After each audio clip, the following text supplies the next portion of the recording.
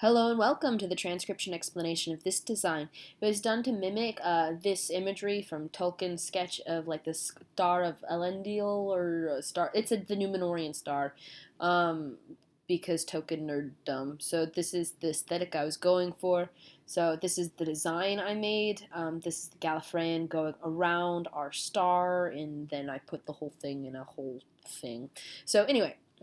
Let's go ahead and get to the explanation of how to read this design. So it was done using this script, which uses a combination of dots and lines on these 4 different stems to make our consonants.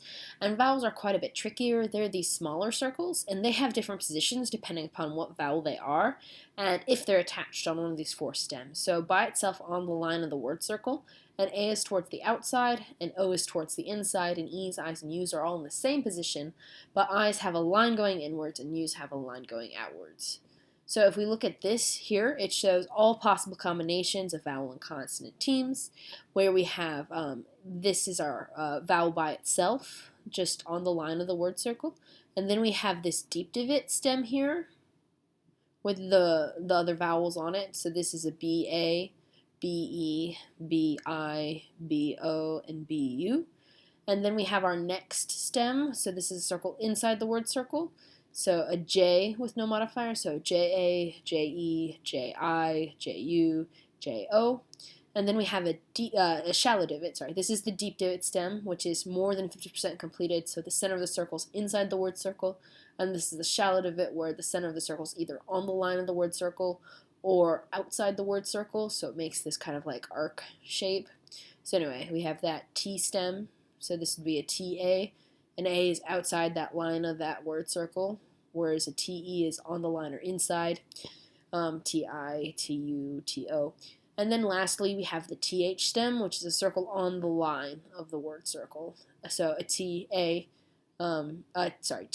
because this is a TH stem. So THA, THE, THI, THU, THO.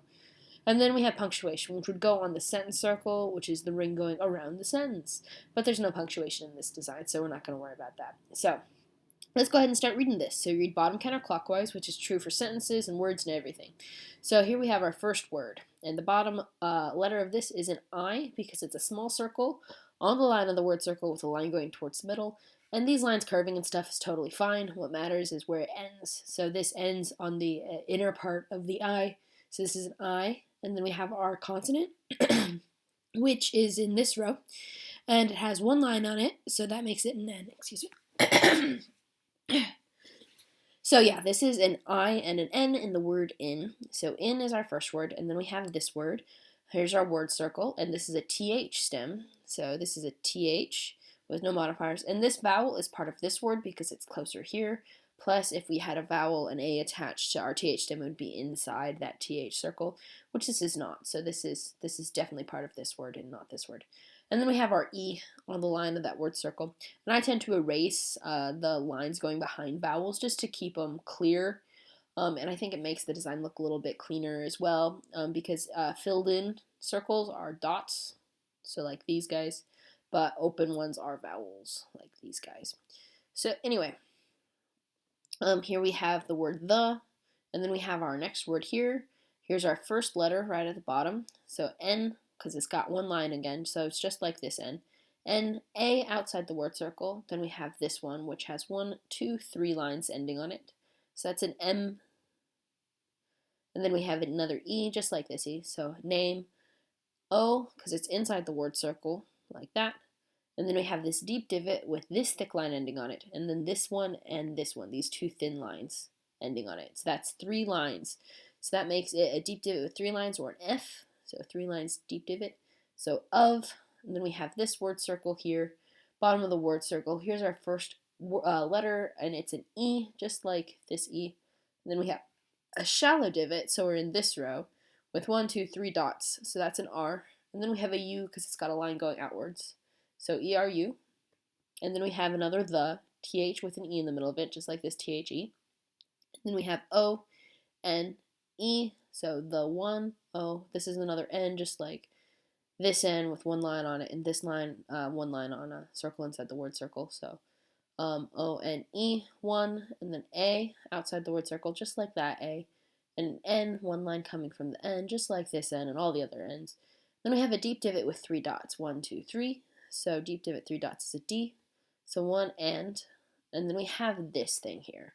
So this is a stacked set of vowels. So you can stack letters if they're the same stem. And you read them from thin to thick if they're different. Otherwise, if it's the same letter twice or a double letter, it's just a double line of the same thickness. So this being thicker in the middle and thinner on the outside is important because we read that thin one first and then the thick one. So this thin one has a line going outwards, so that makes it a U.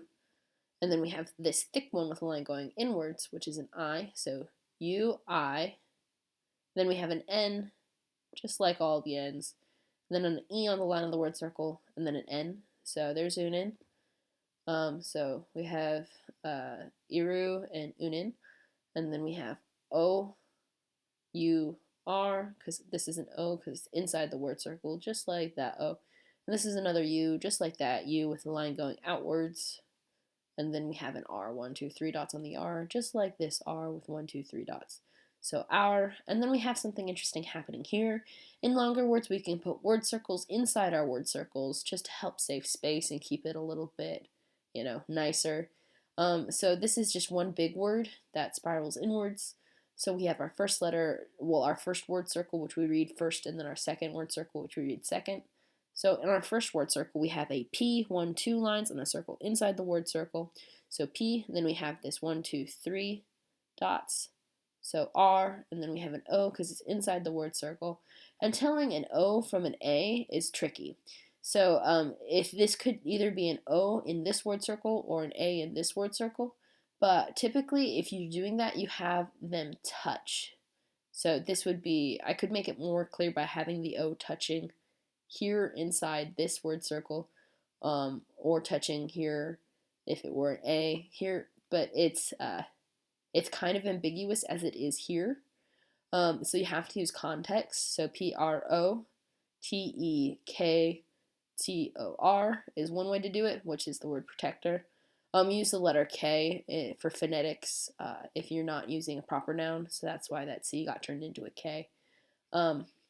But if we were to read it as P-R-T-E-K-T-A-O-R, that's not a word. So we go with the one that is a word, which is protector, not protector. I would have been more clear if this were a name. I would have put it exactly on this line if it were an O, and on this line if it were an A, instead of hanging out in the middle. But because it is an actual word, the word protector, context points to this being an O on this outer word circle as opposed to an A on this inner word circle. So there's some tricky nuance there, but anyway, P-R-O-T-E-K, because shallow divot, no modifiers, E on the line, K, 1, 2 dots on this K, 1, 2 dots, makes that a K. T, no modifiers, just like that T. An O, and then we have an R, 1, 2, 3 dots on this shallow divot. So that's how you read this design. Yeah, I think I did a good job of making it look like this sketch, but fancier, special. So yeah, that's that. I hope it makes a little bit of sense and how to read it. I think it looks really fancy and looks really cool. See ya. Bye.